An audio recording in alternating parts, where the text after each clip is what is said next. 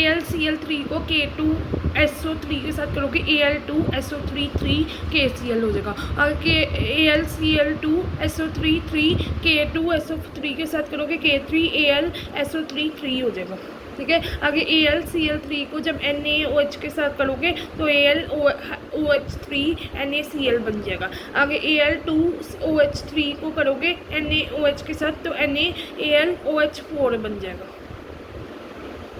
Reactions हमें ज़्यादा तो नहीं याद रहती, पर 2-3 रिएक्शंस हम याद करेंगे ताकि जो याद रहे। ठीक है, पहले ऊपर वाले रिएक्शंस हम याद करेंगे। SO3Br2 को जब आप लिक्विड SO3 के साथ करोगे SO2 प्लस Br नेगेटिव। फिर सीजियम सल्फेट को जब लिक्विड SO2 के साथ करोगे तो सीजियम SO3 2 नेगेटिव आ जाएगा। जब एसिड बेस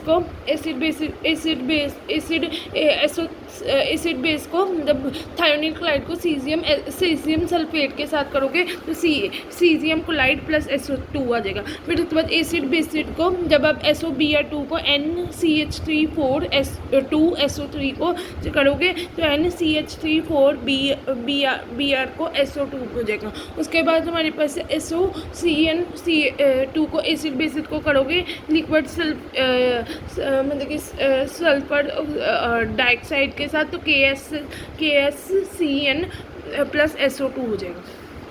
ठीक है, ये रिएक्शंस मैंने नीचे वाली आपको करवा दी। उसके बाद ये वाली रिएक्शंस अगर याद होगी तो हम करेंगे, नहीं तो रहने देंगे। ठीक है, फिर आगे इसमें से 2-3 रिएक्शंस याद कर लेंगे। NaAlOH4 HCl तो NaCl plus water plus AlOH3 हो जाएगा। ठीक है, आगे जिंक Cl2 को K2SO3 के साथ करोगे जिंक SO3 प्लस KCl हो जाएगा। जिंक SO3 आगे K2SO3 को K2 जिंक SO3 2 हो जाएगा। इसमें से 2-3 रिएक्शंस हम देखते हैं कौन सी हमने याद करनी है। एक तो हम ये वाली रिएक्शन याद कर लेते हैं। एक ये वाली जो मैंने टिक किया है SO3Br2 जो हमारे पास SO2Br2 SO2 प्लस Br है ना।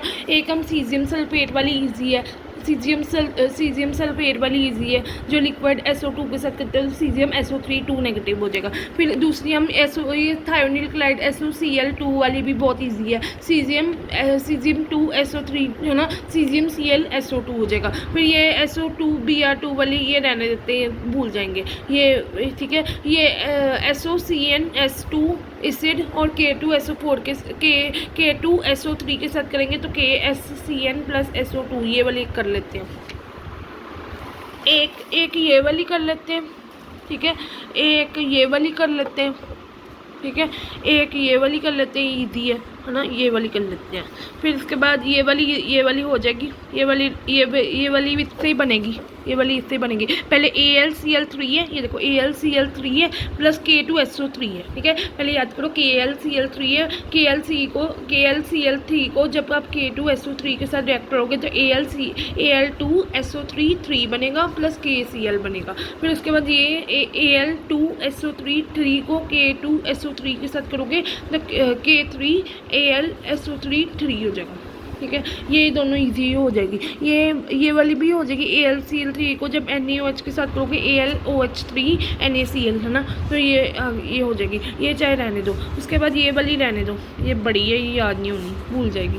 उसके बाद हमारे पास है क्या कहते हैं, ये वाली कर लो, ये दोनों इजी है जो बने।